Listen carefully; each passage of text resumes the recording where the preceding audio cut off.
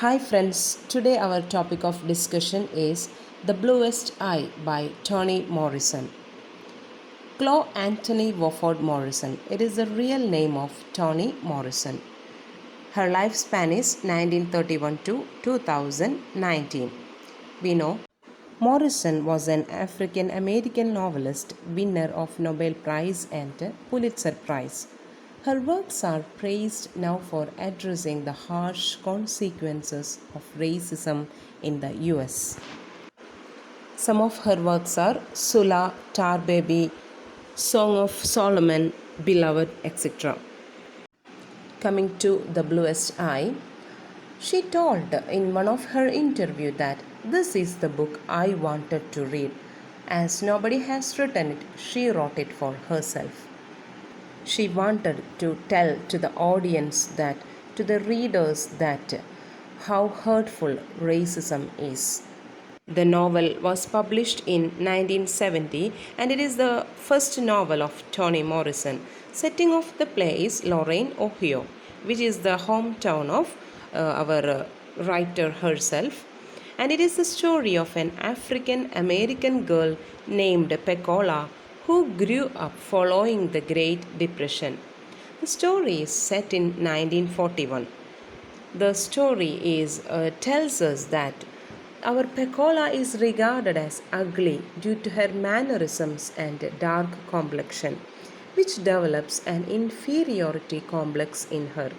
So she yearns for the blue eyes, which she thinks that it is equal to whiteness. This book's controversial topics of racism, incest, and child molestation have led numerous attempts to ban the novel from schools and libraries. The novel starts in autumn, that is, first three chapters are in autumn, fourth and fifth in winter, and next four chapters are in spring, and last two chapters are in summer. That is, the novel is divided into four parts, and in it also there are subdivisions. Now we can see some important characters. Other than this, some minor characters are also there.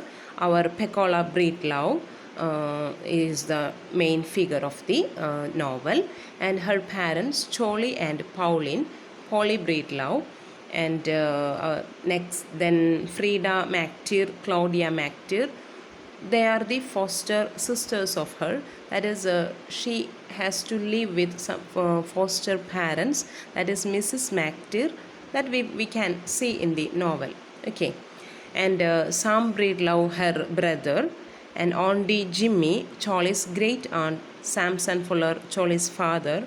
The Fishers family, where our Pecola's mother works. Geraldine, Louis Jr., Maginot Line. So many characters are there.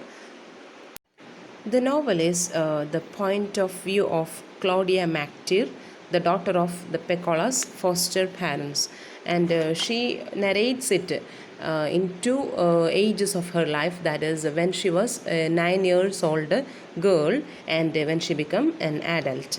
And there is an omnipresent narrative also in this novel.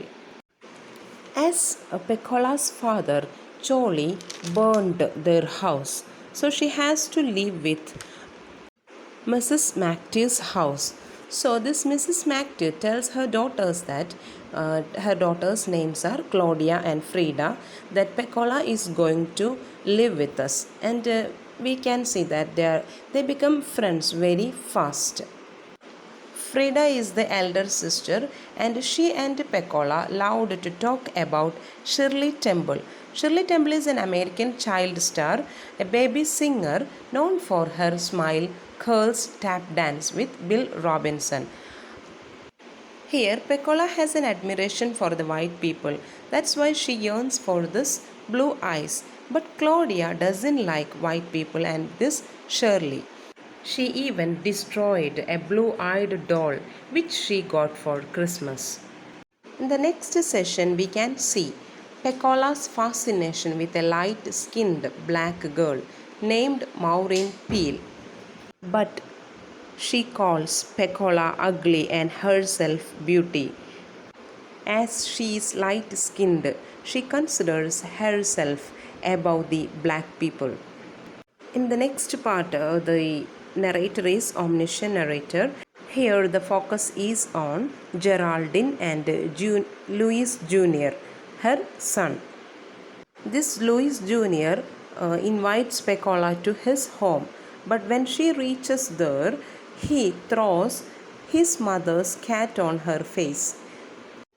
This incident is an example to show how Pecola was treated badly by others. This Louis Jr. even swirls the cat, and Pecola tries to save it, but it falls down and dies.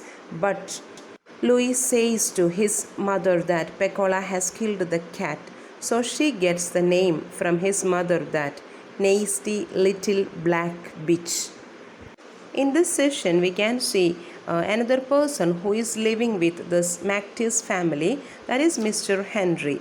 He ill-treats Frida. For that, her father threw a tricycle on Henry's head. In this part, we can understand that Pecola's parents, Pauline, that is Polly, and Charlie Breedlove. Charlie is the father and Paul is the mother. They loved each other in the beginning, and they migrated from Kentucky to Lorraine. Now this drunken Charlie has no love for her, but then also she thinks that she has to bear all this. She is such a woman. Next part is one of the pathetic scenes of this novel. The drunken Charlie rapes his own daughter Pecola, as now she has come to live with them.